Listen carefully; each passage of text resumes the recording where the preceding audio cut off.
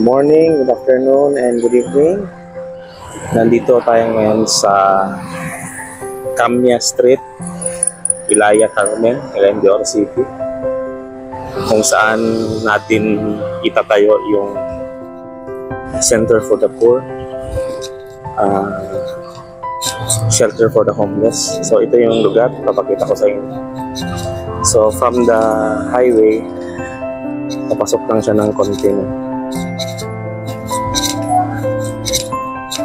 So itong Center for the Poor na ito ay this will serve as a community hub sa mga manlilimos, sa mga beggars na brothers and sisters natin. Ito yung gate niya, ito yung lugar.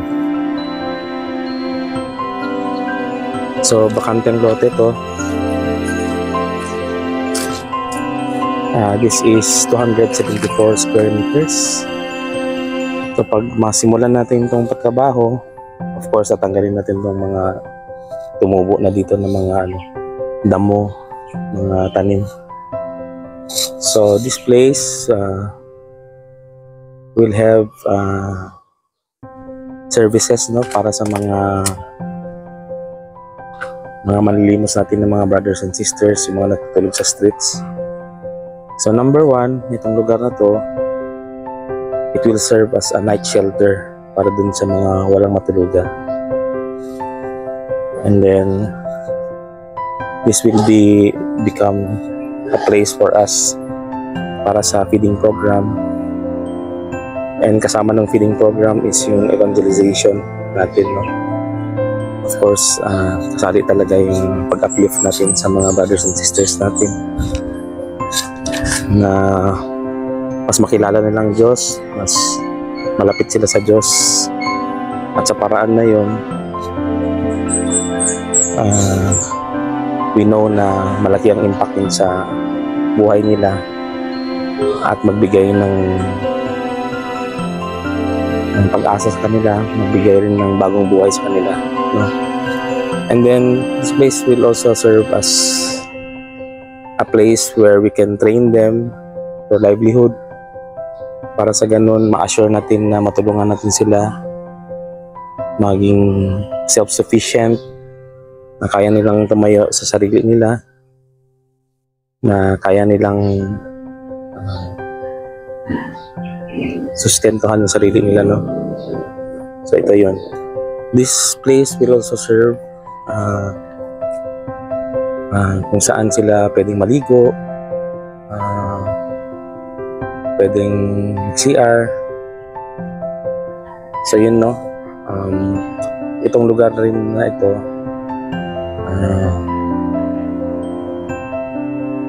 will serve as community hub para sa kanila, So we hope na marami tayong matulungan, and we hope na itong lugar na to will become a beacon of hope for them.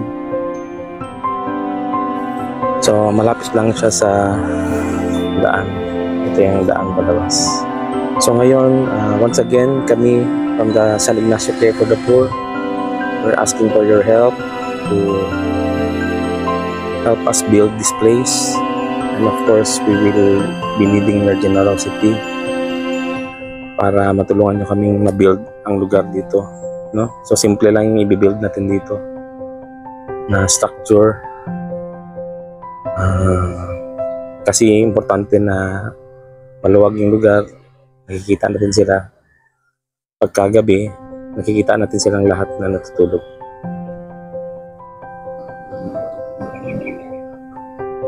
From your generous donation,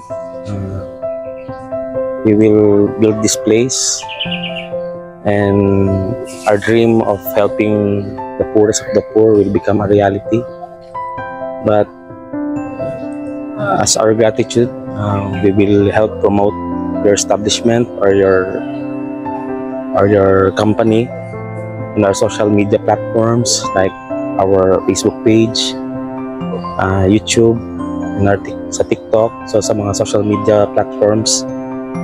And also we will post here sa Center for the Poor, yung plaque of donation ninyo. So pag matapos na itong construction natin, ipapaskil natin dito yung mga generous donors, no?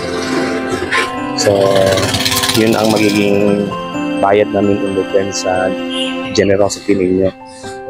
So you can visit this place anytime, and we hope and pray na marami tayong matulungan, marami rin ang ma-inspire na tumulong, na mag-donate para ma-build natin tong shelter for the homeless na ito, no?